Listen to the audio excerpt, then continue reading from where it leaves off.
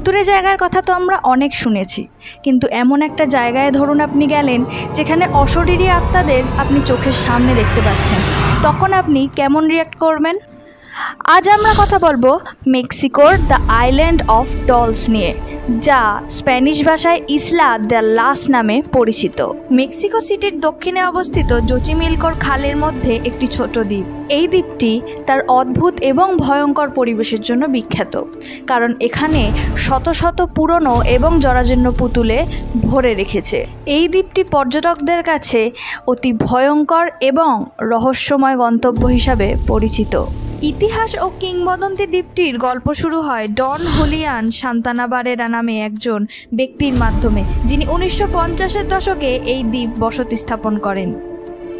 কিংবদন্তি অনুসারে হুলিয়ান খালে একটি অল্প বয়সী মেয়ের মৃতদেহ দেখতে পান, যে সম্ভবত ডুবে মারা গিয়েছিল।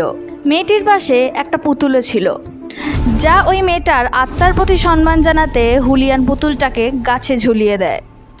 এরপর থেকেই তিনি বিশ্বাস করতে শুরু করেন যে মেয়েটির আত্মা নাকি তাকে তাড়া করে বেড়াচ্ছে। হুলিয়ান সান্তানা বারেরা ওই দ্বীপের একমাত্র বাসিন্দা ছিলেন, যিনি বিশ্বাস করতেন ওই মেয়েটির আত্মা নাকি তাকে অশান্তি দিচ্ছে।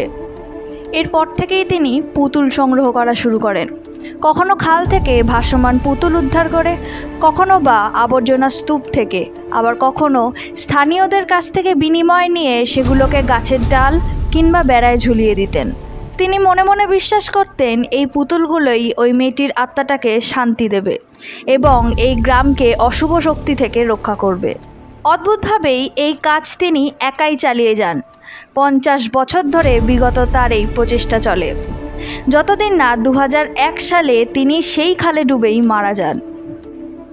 অদ্ভুতভাবেই তিনি যেখান থেকে ওই বাচ্চা মেয়েটির মৃতদেহ উদ্ধার করেন, ঠিক সেই খালেই তার মৃত্যু আরও বাড়িয়ে দেয় দ্বীপের বর্তমান চিত্রপুতুলের পরিবেশ। দ্বীপটিতে শত শত এমনকি হাজার হাজার পুতুল রয়েছে, যাদের বেশিরভাগই ক্ষতিগ্রস্ত, ময়লাযুক্ত এবং প্রাকৃতিক কারণে ক্ষয়প্রাপ্ত। কিছু পুতুলের মাথা বা অঙ্গ নেই, যা দ্বীপটিকে আরও ভয়ঙ্কর করে তোলে।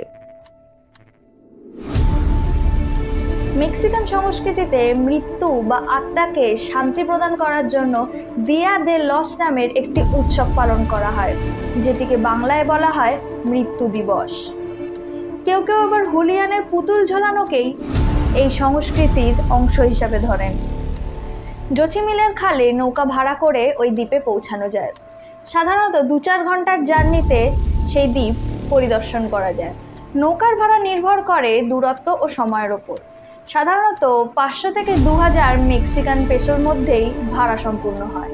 এই দ্বীপ দিনের বেলা পরিদর্শন করাই ভালো, কারণ রাতে এটি আরও ভয়ঙ্কর রূপ নেয়।